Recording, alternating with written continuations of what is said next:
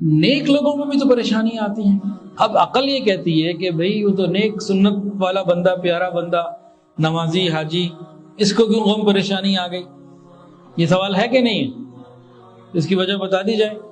اللہ تعالیٰ فرماتے ہیں حسب الناس ان یترکوا ان یقولوا آمنا وهم لا یفتنون.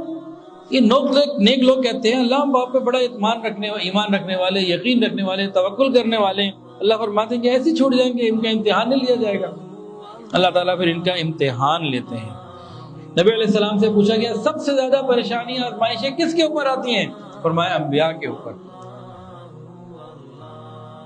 پھر جو ان کے قریب یہ انبیاء کرام، علماء کرام، یہ اللہ والے، یہ نیک لوگ، سنتوں کے مطابق زندگی گزارنے والے، ان کے اوپر پریشانیاں آتی ہیں.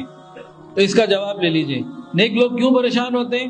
پہلی بات، اللہ آزمانا چاہتے ہیں کہ کتنے میرے ہیں یہ.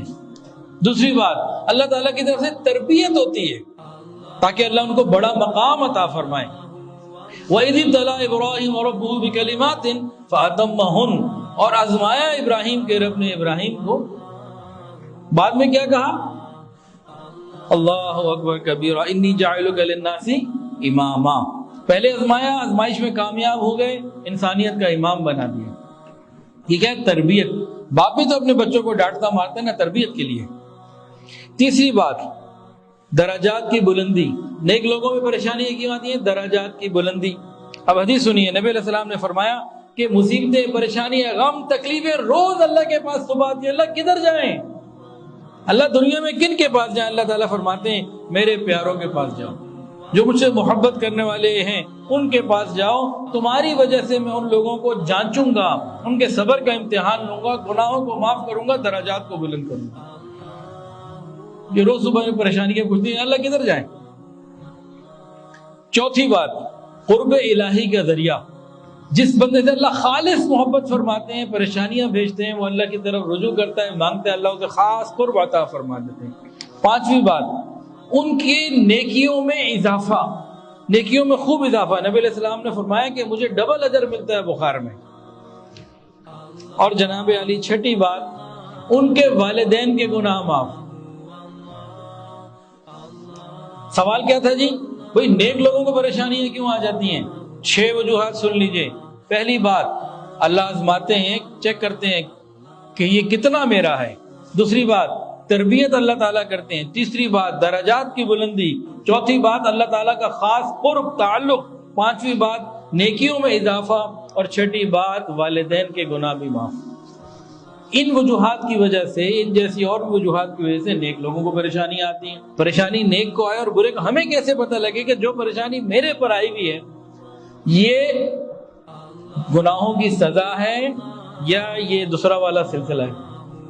یہ کیسے پتہ لگے؟ پریشانیوں کی ظاہری صورت ایک جیسی ہے، لیکن ہمیں دیکھنا ہو کہ بھئی جو مجھے پریشانی آئی ہیں یہ میری درجات کی بلندی، گناہوں کی معافی، قرب الہی کا ذریعہ ہے، تربیت ہے، یہ مجھے جانچا جا رہا ہے، یا میرے والدین کی مغفرت ہوگی، یا یہ عذاب بن کر میرے اوپر آیا ہے. اس کے جواب میں 3 باتیں ذرا سمجھ لیں.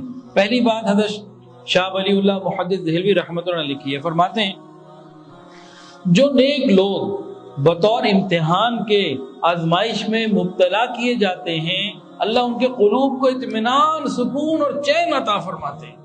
پر یعنی کیسے ہم چیک کریں؟ پریشانی آئی، دلوں میں اطمینان ہے، سکون ہے، اس کا مطلب ہے یہ ہم اس کیٹیگری کے ہیں. اچھا جی، یہ تو ایک بات ہو گئی نا. اس کی دوسری بات، حضرت حکیم اللہ حضرت تھانوی رحمۃ اللہ علیہ نے اس کا جواب لکھا ہے. تو وہ فرماتے ہیں کہ جب تمہیں کوئی پریشانی آئے، تم دیکھو کہ جس کو پریشانی آئے اس پریشانی کے بعد توجہ اللہ، رجوع اللہ، دعا، توبہ، استغفار، نماز، اس طرف اضافہ ہو گیا تو یہ رحمت ہے. اور اگر اللہ سے دور ہو گیا، یہ پہلے دعا مانگتا تھا، قبول ہی نہیں ہوتی، دعا ہی چھوڑ دی، نماز چھوڑ دی، بیماری آئی، اب جناب نماز ہی نہیں پڑھنی. تیسری بات اور سمجھ لیجئے، ایک اور فرق ہے جو آسانی سے محسوس کر سکتے ہیں. جن لوگوں کے اوپر آزمائشیں آتی ہیں نا امتحان کی وجہ سے، درجات کی بلندی کی وجہ سے، وہ تقریباً لوگ نیک لوگ ہوتے ہیں، اتباع سنت والے ہوتے ہیں.